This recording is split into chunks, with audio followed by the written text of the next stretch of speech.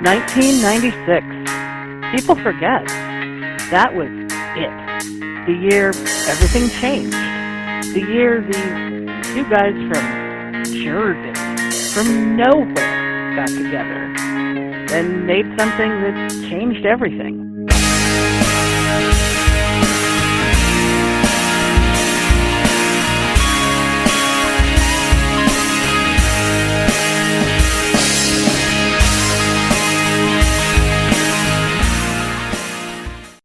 No, I don't remember specifically who came up with what. As I recall, Vita obviously had the connection because he worked at Acclaim Comics, and Acclaim Comics had the license for the TV show, to do the comic version of it. So he had the hookup there. But as far as what each of us did or didn't do, if I had to guess, I'd say that I probably had all of the ideas because, as I recall, all Jeff cared about was hunting for dial-up porn on his computer. You're talking to Somers too, right? Tell that jackass if he mentions the porn one more time, I will find him, and I will kill him in his sleep, I swear to God. Kill him in his sleep. In the 1990s, at the end of Ronald Reagan's third term as president, a new sci-fi craze was sweeping the world as hundreds or possibly thousands of people tuned into a television program like none that had ever come before. A television program that had the startling premise that today serves as the foundation of modern physics. What if there were alternate worlds, and you could travel to them via a technique known as sliding? The resulting hysteria saw children named after the show's creators, cults organized around the idea that the show was a guide sent by aliens to bring their children home, an idea now known to have been true, and a rush to license the immediately popular work for other media, most notably comic books. Acclaim Comics won the licensing war for the Sliders property by dint of being the only company that offered legal currency in exchange for the rights. In 1995, Acclaim employed a young editor named Jeof Vita, who had once aspired to be a comic book artist, but at the time was mainly known for having really, really outrageous hair. Yeah, the hair was epic. People were jealous. Somers was jealous. He's 43. I don't think he can grow hair anywhere on his body, but whatever. So yeah, I was working at Acclaim Comics at the time, and they were working on lost episodes for the TV show, Sliders.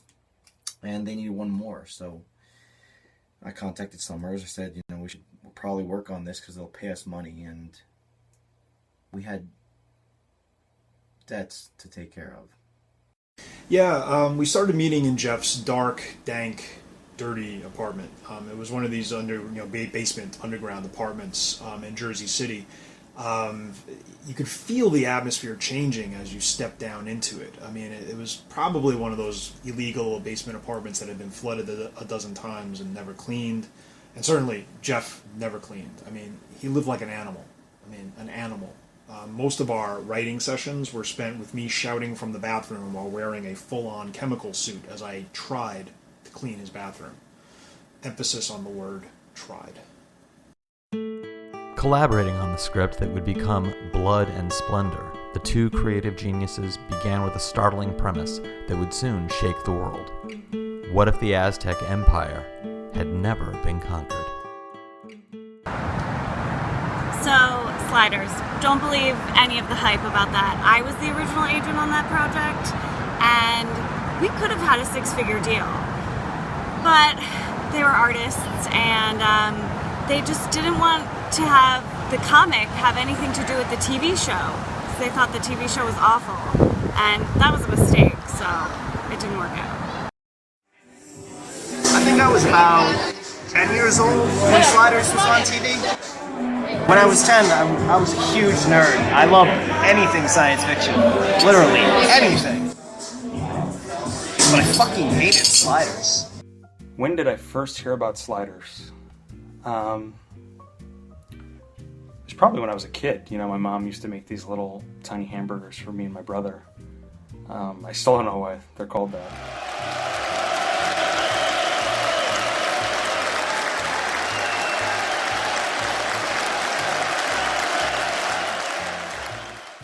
Do I remember where I was in January 1997?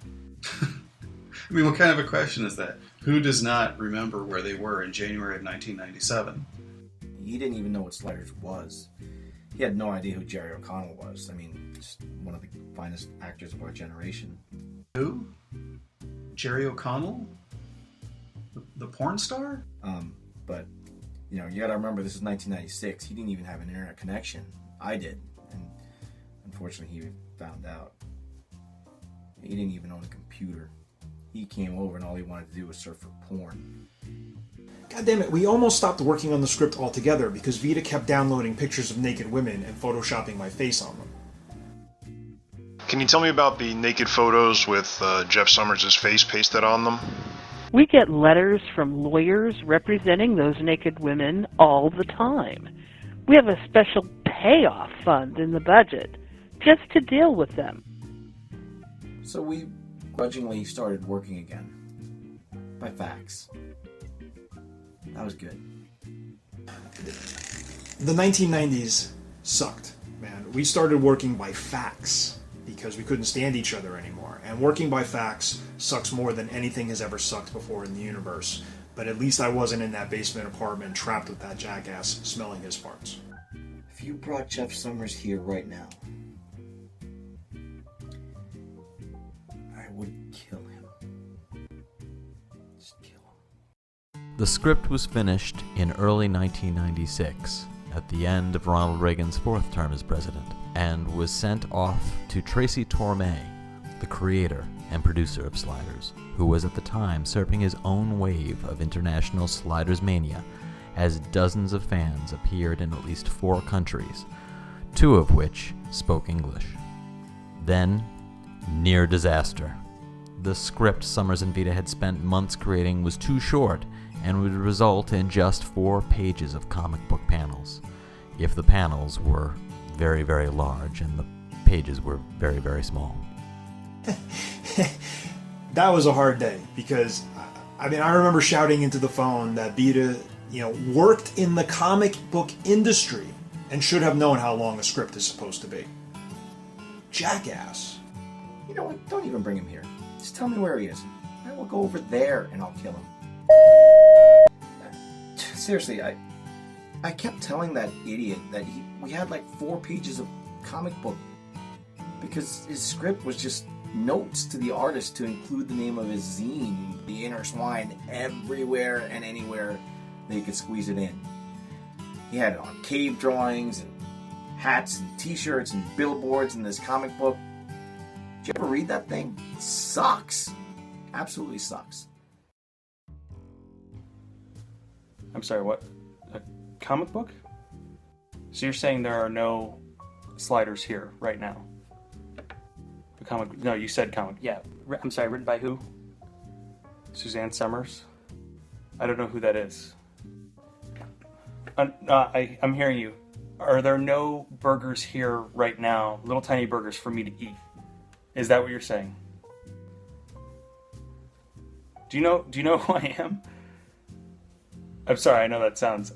I'm not the kind of person that just leaves the house to talk about comic books. I thought that there were going to be sliders here. So there are no sliders here.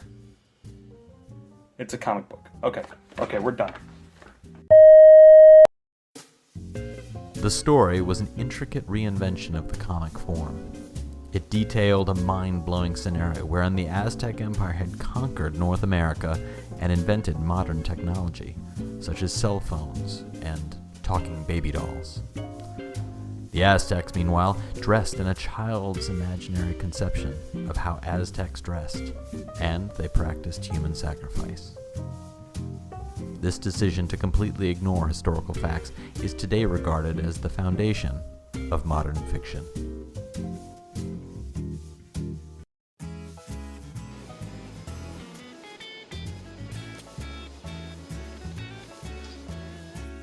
It was, what was I saying?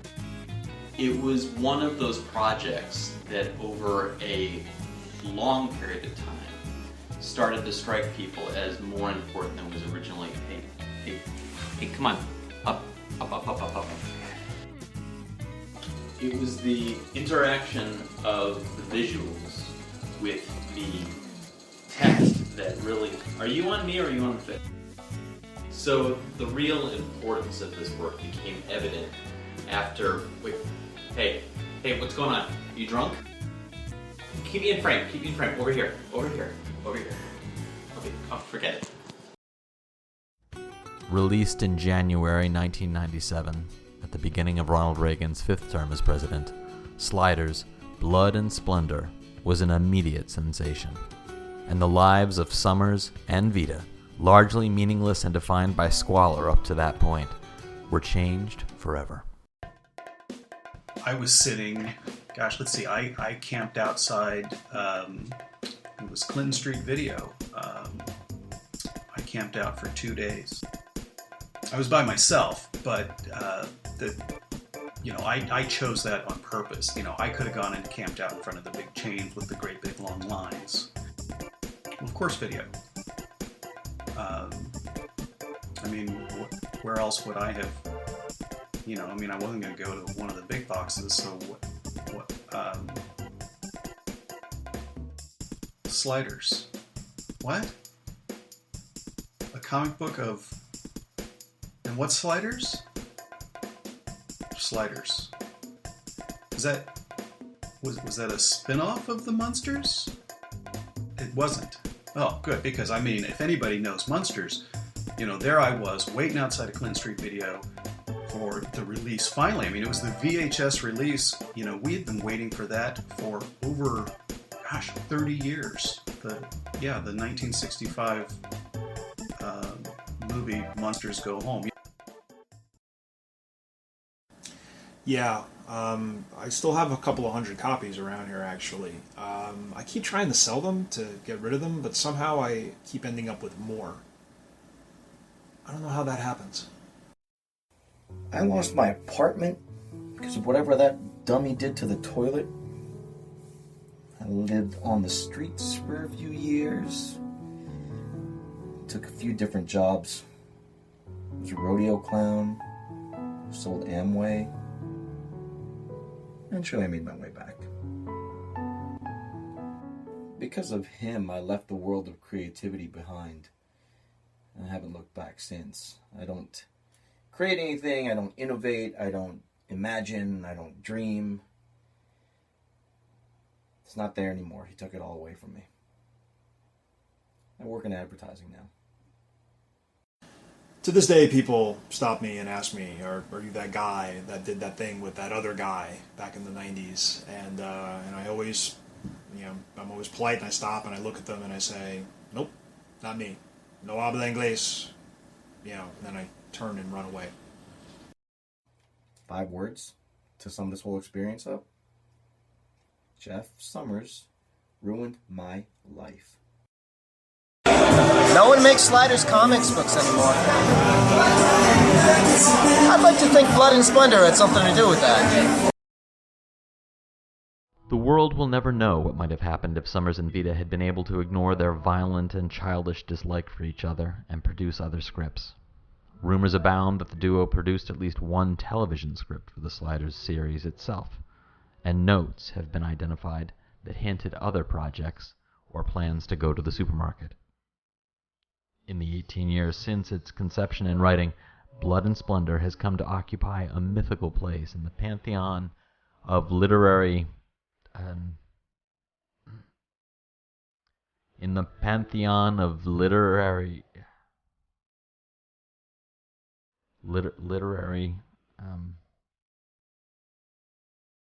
it's really just kind of words on a page, isn't it? You want me to say literary pantheon? That's what you want? All right. In the listen, I can't. I just can't. You can keep the MetroCard and the cold pizza. I don't need to eat this bad. I'm out of here, guys.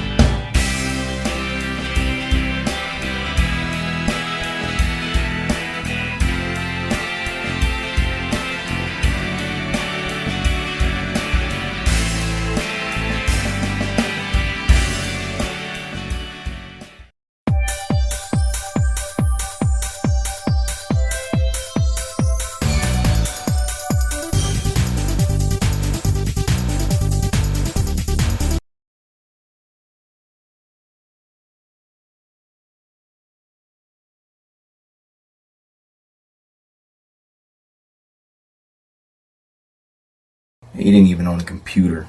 He came over and all he wanted to do was surf for porn. Weird porn, too. Really strange stuff. I'm still on FBI list because of that idiot. Boy Scouts in drag?